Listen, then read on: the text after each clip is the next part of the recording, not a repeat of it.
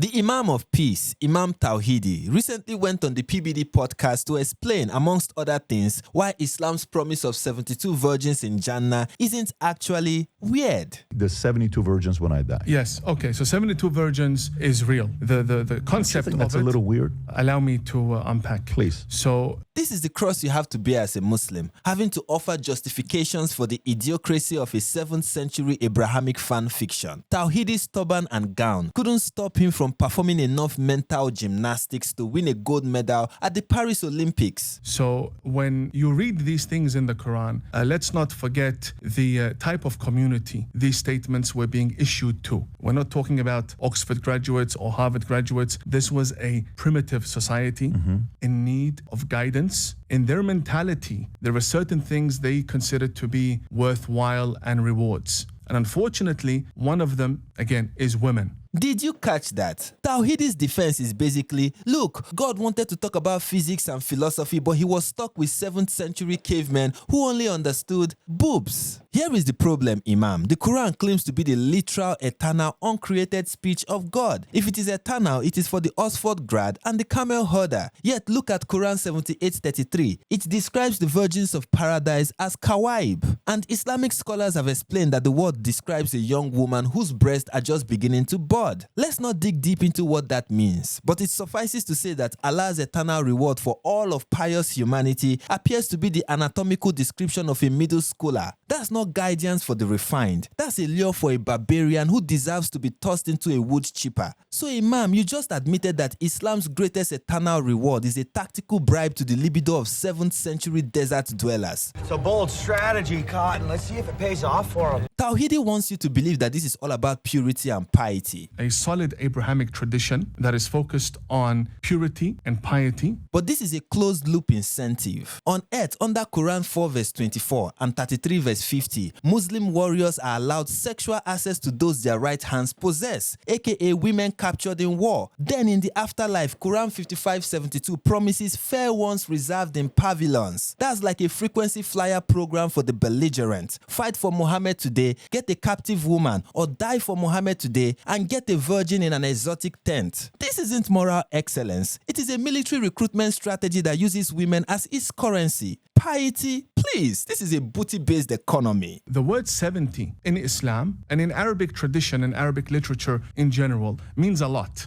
It does not mean exactly 72. If the 72 virgins is just contextual talk for barbarians, you just nuked your religion's claim to universality. You can't have an eternal God who only speaks to the loins of 7th century Arabs. If an Oxford grad finds it weird, but a lustful savage finds it inspiring, then the Quran isn't a universal mercy, but a localized 7th century recruiting manual. Tawhidi is essentially calling the Quran a work of pragmatic rhetoric. In other words, Allah lied or exaggerated just to get honey Arabs to join the team. When revelation comes down, the Prophet, his temperature goes up. He begins to sweat. The Prophet has to go through that entire process for then a verse to tell him, enter your home from the front door. That's the level of mentality our Prophet had to deal with. So Allah micromanages architectural etiquette, but he failed to protect the most vulnerable. While Allah was busy being a celestial no-soliciting sign for back doors, he was also codifying child divorce in Surah 65 verse 4. This verse sets a period for those who have not menstruated. This period is a divorce procedure for women in marriages that have been consummated. And scholars have confirmed that this verse prescribes a waiting period for those who have not reached the years of menstruation. Tawhidi, you can't claim Muhammad was lifting society by teaching them how to enter a house, while he was simultaneously codifying a system where a 9-year-old can be bedded. Allah can tell a man how to walk through a door, but he can't ask him to stay away from the nursery. That's some logic right there. I mean, Allah abolished adoption in Surah 33 verse 4 so that Muhammad could marry his former daughter-in-law Zainab. He had the power to change anything, but he chose to keep child marriage. Patrick, Jesus Christ came to a civilization, and the Jewish civilization alone is huge. That's why he didn't have to go through what our Prophet went through. Our Prophet was dealing with people who don't get it. The struggle was real, I'm telling you.